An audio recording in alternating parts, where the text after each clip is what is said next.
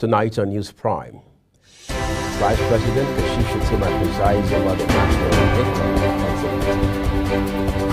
The federal government says it has unveiled credit scheme to buy local products. On the foreign scene, Mali junta appoints general to replace SAC's senior prime minister. In sports, Rodri says Ronaldo has no natural talent. Hello and welcome to all our viewers in Nigeria and around the world to News Prime Global Television, coming to you live from the nation's capital, Abuja. I am Ruby. A quick reminder that Global Television is on DSTV channel 365 and free to air all night from SARS. Let's begin by telling you tonight that Vice President Kashif Shettima has presided over the 145th meeting of the National Executive Council at the State House in Abuja.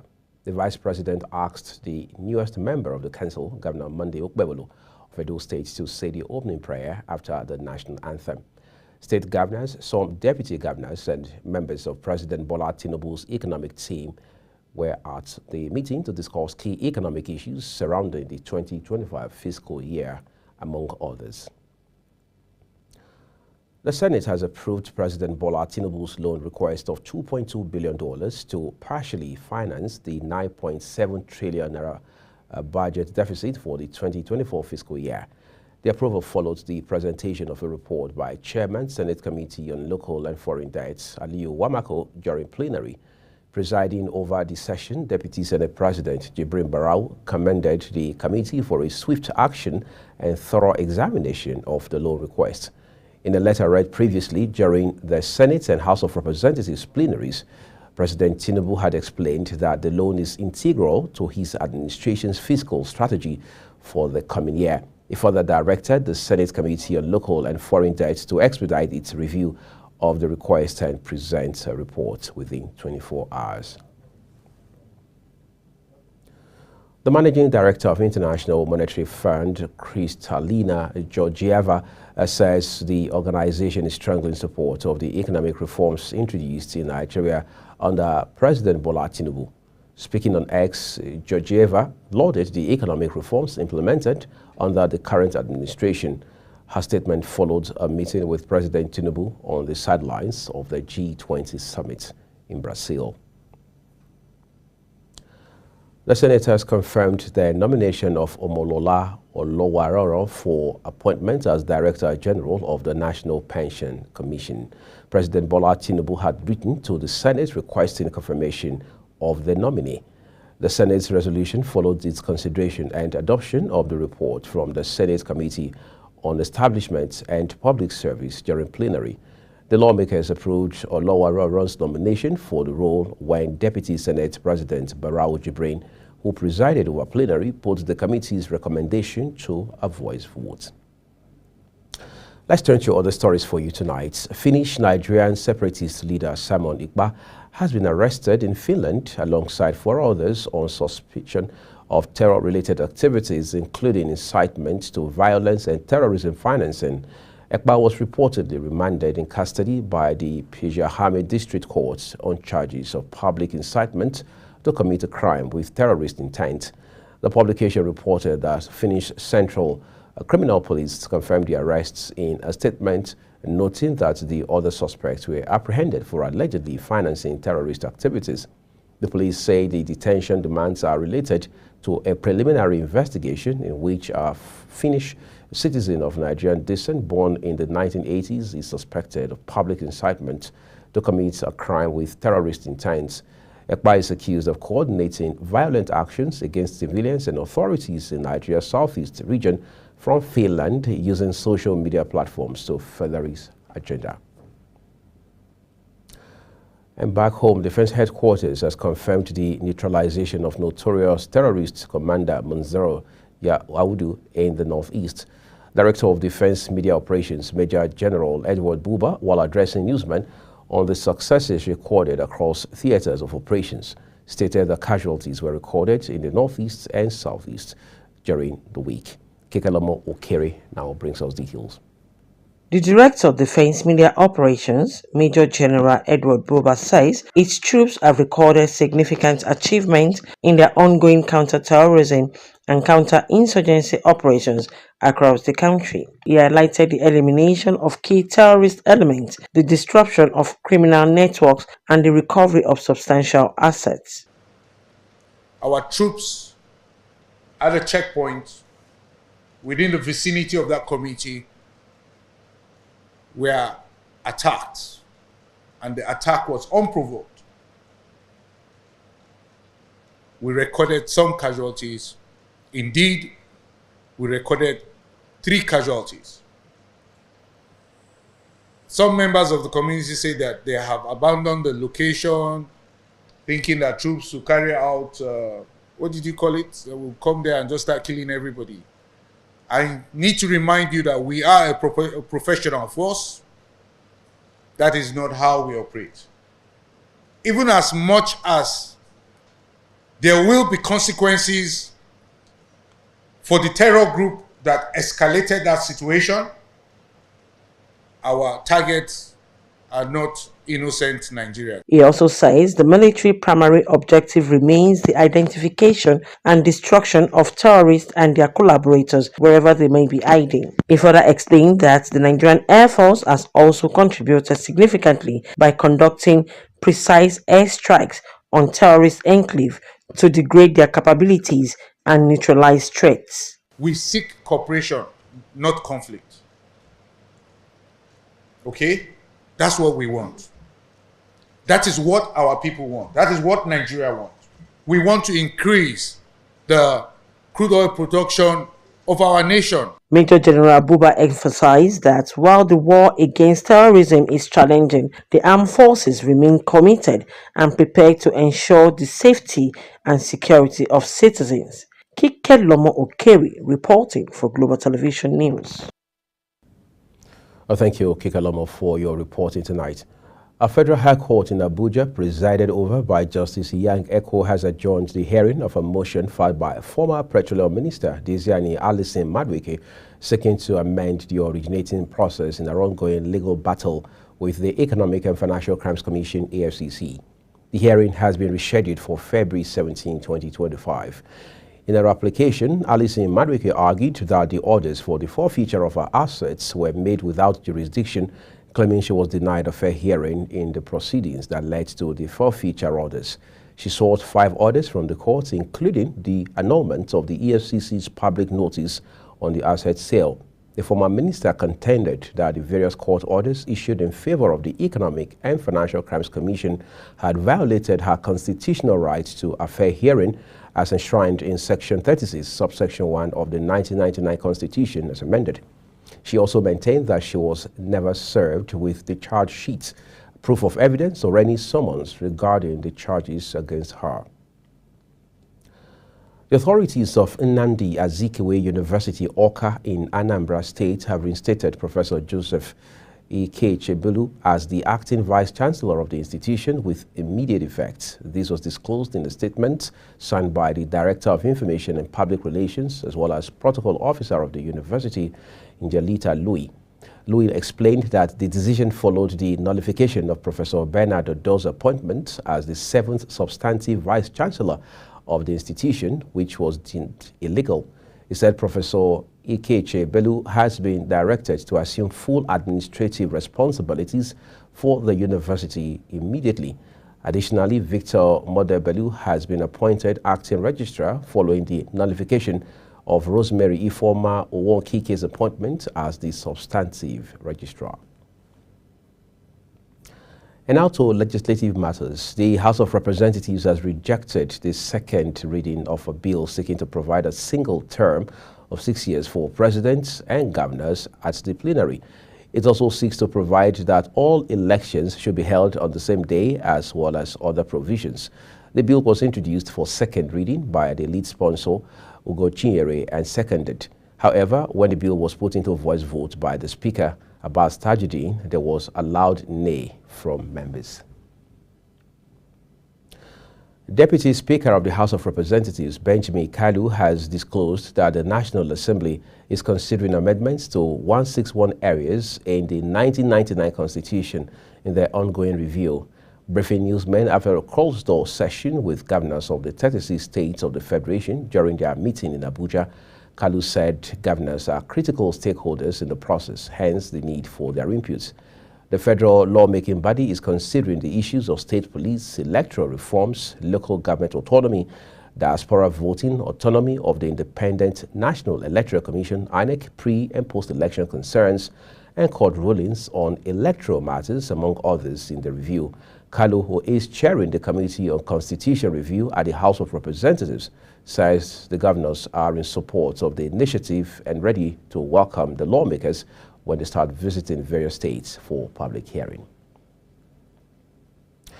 In what has been described as a testament to the progressive governance, Imo State has joined the ranks of 4 other states in Nigeria, rewarded by the World Bank under the State Action on Business Enabling Reforms Program.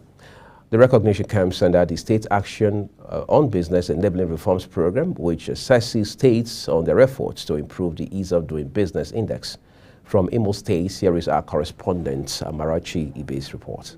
The State Commissioner for Information, Public Orientation and Strategy, Declan Emelumba, during a press briefing in Owerri, the state capital, says the state received $4 million, an equivalent of 6.8 billion naira, for its impressive performance in promoting good governance, transparency and accountability.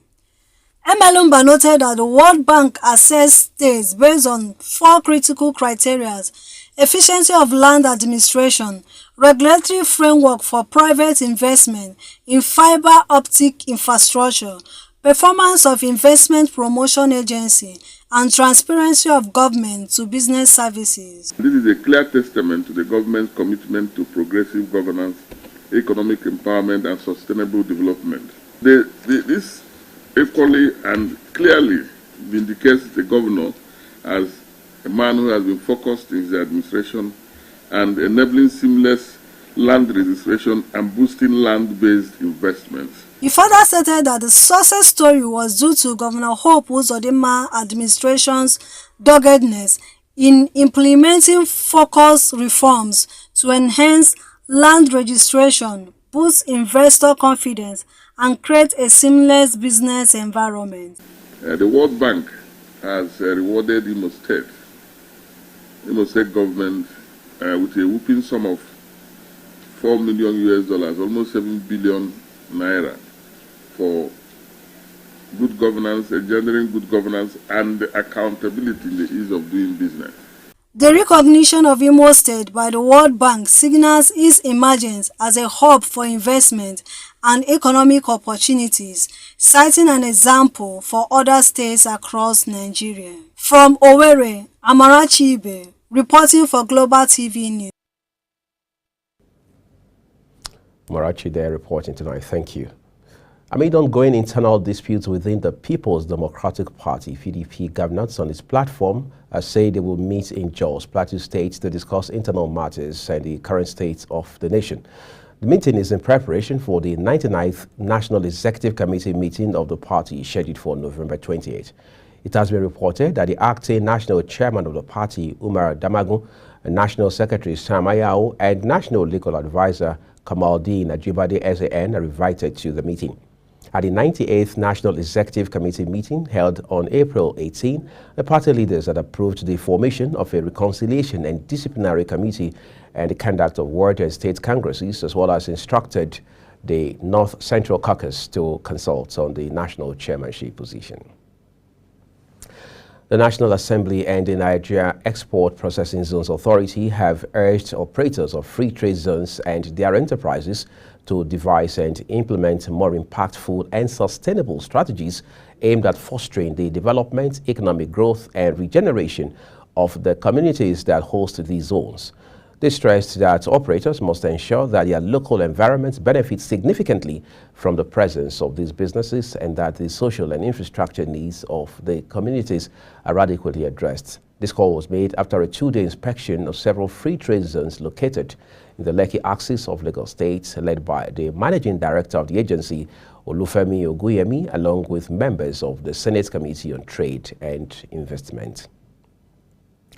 A development expert and founder of the Global Initiative for Nigeria Development, Michael Ale, has cautioned the federal government against implementing tax reforms that could deepen poverty among Nigerians. Ale, in a statement in Ado-Ekiti, Ekiti State capital, described the proposed tax reforms as a grossly capitalist policy that would stifle economic growth and worsen the plight of the masses. He urged the government to focus on creating an enabling environment and addressing social concerns instead of burdening citizens with additional taxes. Ale also argued that sustainable development requires more than just increased revenue. President General of the National Union of Local Government Employees, Akeem Ambali, has called for revitalization of the nation's councils to free trade zones in the country. Ambali made the call in Abuja on the second day of the Forum of Heads of Local Government Administration in Nigeria, where he charged the local government stakeholders to unite to transform the councils. Represented by Engineer Kayode Adebayo, the union's President General, stated that autonomy given to local government is challenging and must not be tempered upon by maladministration, as it would bring about good governance, bridge infrastructural gap, and stop rural to urban migration if properly utilized. Days after Ondo State governorship election, the Independent National Electoral Commission (INEC) has presented certificates of return to Ondo State Governor-elect Lucky Aiyedatiwa and his deputy Adelami Olaide. Our correspondent Edika Michael has the report. At a brief ceremony at the INEC headquarters in Abuja, the INEC chairman, Professor Mahmood Yakubu, commends the people of Ondo for peaceful conduct during the election. The INEC chairman, who was represented by Professor Kunle Ajayi, supervising National Commission of Ondo elections, urges the governor-elect and the deputy to uphold the democratic principles by delivering good governance. And this symbolizes the official acknowledgement of the mandate conferred by the good people of Ondo State on the 16th November 2024.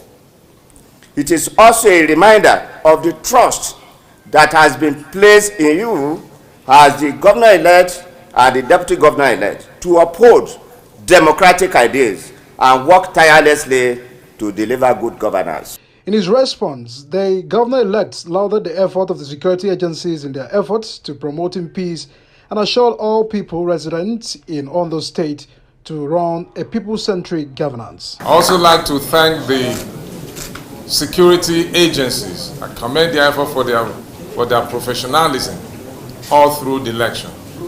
They provided security for both lives and properties and materials, and the election have been adjudged as one of the most peaceful elections in Nigeria. Aiyedatiwa of APC defeated Abola Ajayi of the People's Democratic Party and 15 other candidates.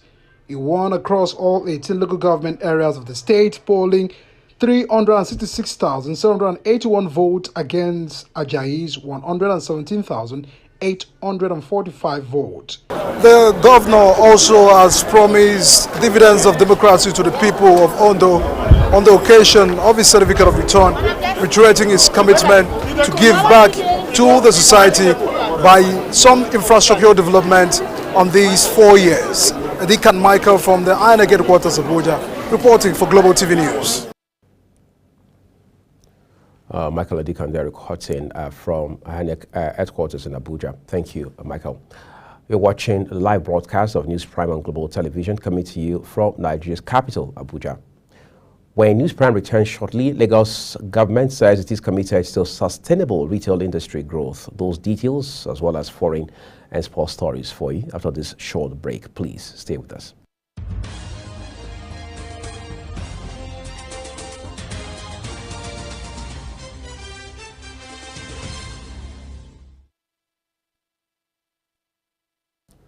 Thank you for staying with us on the News Prime tonight, everyone.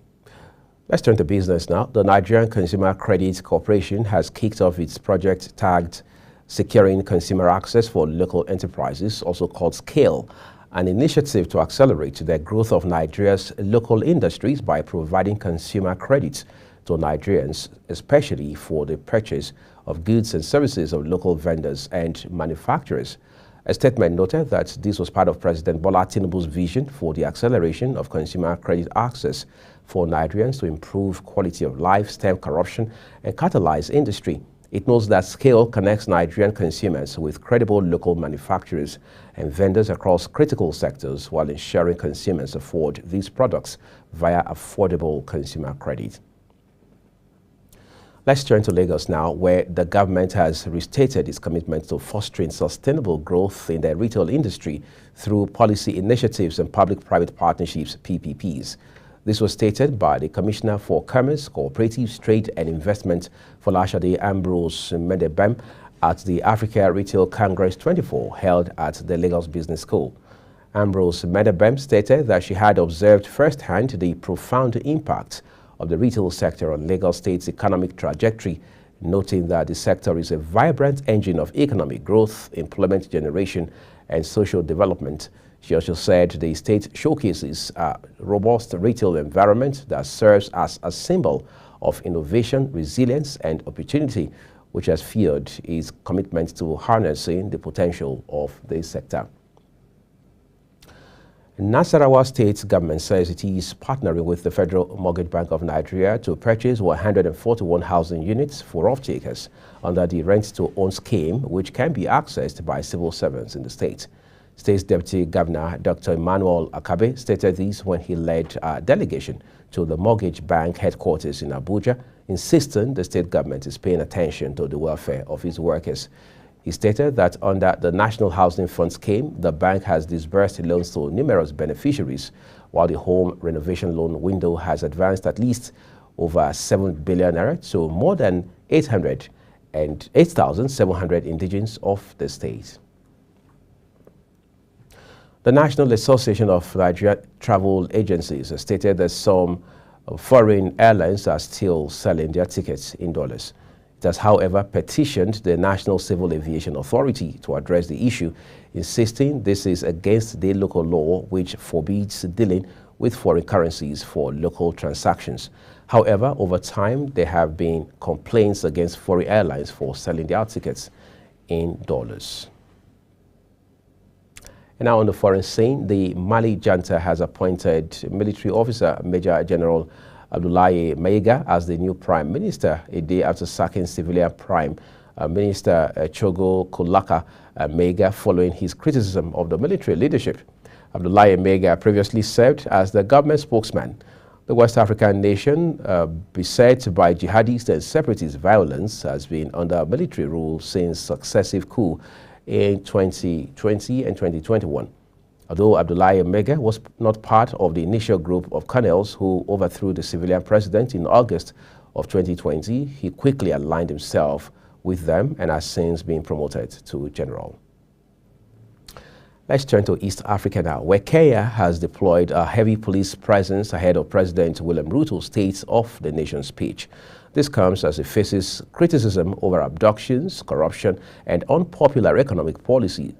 There were some calls online to protest Ruto's speech in Parliament, but the energy behind the mass demonstrations between June and August, sparked by proposed tax rises, has gradually reduced.